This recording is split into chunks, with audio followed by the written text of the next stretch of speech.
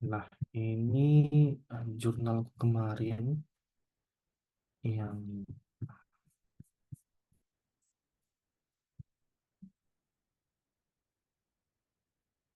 di Drive itu kan, kalau yang aku lihat kebanyakan mereka membahas soal mereka mengutip-ngutip jurnal.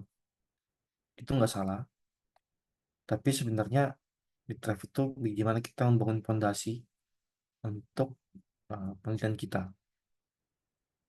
Kalau terlihat sekilas ya, di sini bahkan nggak ada nggak ada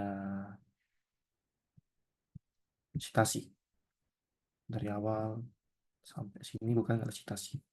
Oh ya, ini jurnal yang saya dapat kemarin best paper di conference. Ini nggak ada citasi dari drive-nya, sampai di bawah juga nggak ada citasi, baru mulai di sini. Karena memang ngebahas soal previous studies, baru muncul. Citasinya bahkan tidak banyak sebenarnya di sini. Ini citasi semua. Baru setelah itu eh, saya ngebahas soal eh, novelty di sini. Kalau di penelitian ini, saya menggunakan data yang berbeda. Terus eh, terdiri dari banyak chapter. Jadi aku highlight lagi apa namanya pembedanya. Walaupun di atas sebenarnya juga sudah ada, tapi dengan cara yang lain. Jadi sebenarnya literasi itu bukan soal kita menaruh definisi-definisi apa itu perdagangan bebas, apa itu ekspor, apa itu ekspor atau impor, tapi lebih ke membangun fondasi untuk penelitian kita. Jadi nah, ini mungkin bisa jadi contoh, misalnya kalau mau lihat, kita balik ke sini.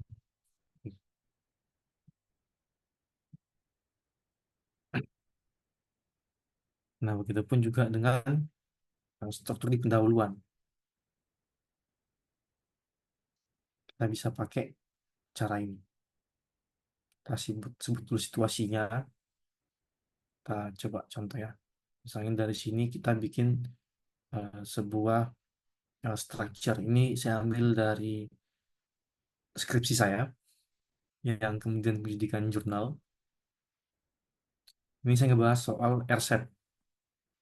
RCEP itu perjanjian dagang bebas antara ASEAN dengan lima negara partner lainnya. Nah, pertama-tama itu kita buat dulu situasinya. Situasinya adalah RCEP adalah perjanjian terbesar dunia. Oke, situasinya gitu. Masalahnya ada nggak masalahnya? Nah, masalahnya adalah tingkat konsumsi karena fasilitas itu. Kalau nggak diimbangi dengan produksi, itu akan berdampak ke PDB sama produktivitas. Ini masalahnya. Lalu, yang ketiga kita lihat eh, cara merespon ya, atau menjawab. Atau ini bisa, ini juga lihat dari cara berbeda dengan membandingkannya.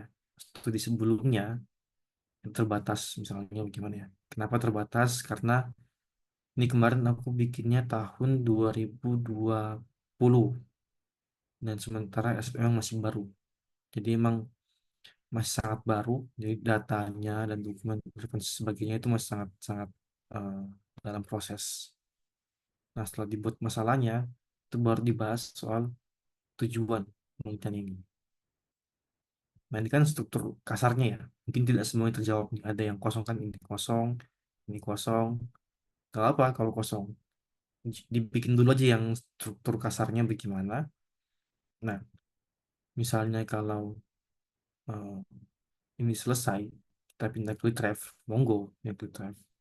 Bikin lagi ke Litref, selesai Litref, eh, balik lagi ke sini. Pas balik ke sini, pendahuluan kita mau tambahin, itu bisa. Jadi kita bisa menambahkan dari yang tambahan ini adalah yang bold ya, yang bold ini. Di awalnya yang cuma segini, kita bisa kembangkan lagi idenya. Kita tambahkan lagi penjelasan soal apa sih resep itu. Kalau resep itu adalah em, pusat perhatian dari global, karena masih baru. Terus kita jelaskan juga soal 15 negara yang menandatanganinya. Ini kita bisa tambahkan setelahnya. Lalu kita juga bisa menambahkan informasi terkait dampaknya apa sih. Misalnya, oh ini eh, berpengaruh ke terbalance kita, ada tambahan output dan lapangan kerja. Namun, nah ini yang kedua, namun ini malah terhapus semua. Ini aku hapus, ganti jadi yang lebih detail lagi. Tapi secara struktur itu nggak mengubah. Jadi meskipun kita menambahkan misalnya informasi tambahan, kita nggak perlu merombak struktur secara keseluruhan.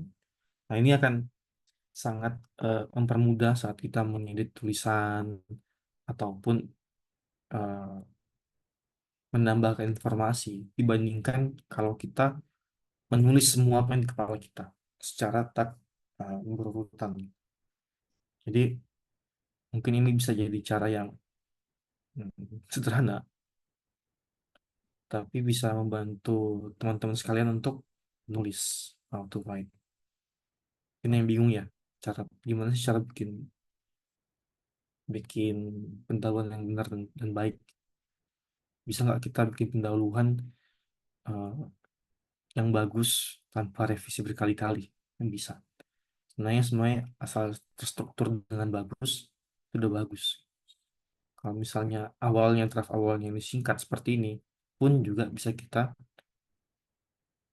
bikin lebih kompleks lagi berikutnya. Misalnya kalau di sini kita udah mentok, ah ini doang yang aku tahu tentang resep. Udah lah, aku cari bacaan lain, bacaan lain di resep, misalnya buku lain atau jurnal lain di resep. Oh ada informasi baru nih, baru tambahkan di sini. Jadi itu akan menghemat waktu dan tenaga.